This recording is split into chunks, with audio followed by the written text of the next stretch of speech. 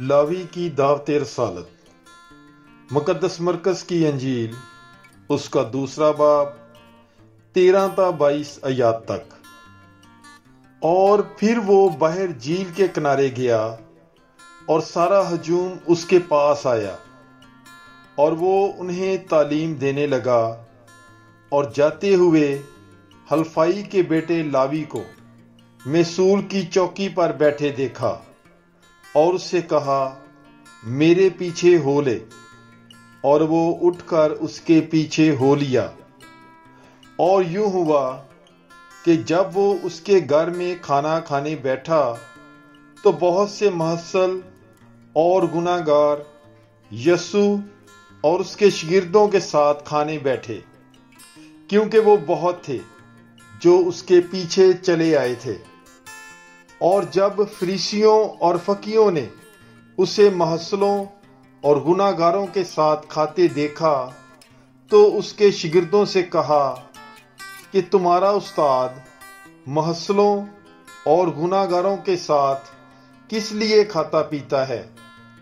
यीशु ने सुनकर उनसे कहा, तंदुरुस्तों को तबीब दरकार नहीं बल्कि मरीजों को, क्योंकि मैं रास्तबाजों को नहीं बल्कि गुनाहगारों को बुलाने आया हूं।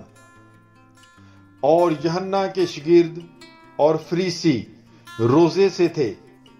उन्होंने आकर उससे कहा कि इसका क्या सबब है कि यूहन्ना के शागिर्द और फरीसियों के शागिर्द तो रोजा रखते हैं लेकिन तेरे शागिर्द रोजा नहीं रखते।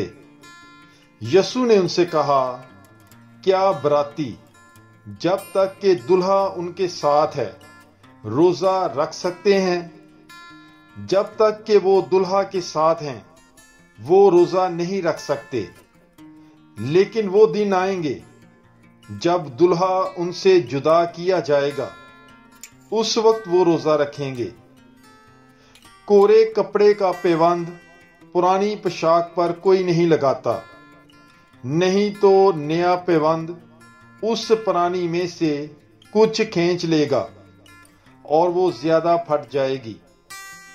और नई मै को पुरानी मशकों में कोई नहीं भरता, नहीं तो मशकें मै से फट जाएंगी और मै और मशकें दोनों बर्बाद हो जाएंगी। बस नई मै नई मशकों में भरते हैं। पाक कलाम के पढ़े और सुने जाने पर खुदावंद की बरकत हो। खुदा का शुक्र हो। God bless you. Bible is life.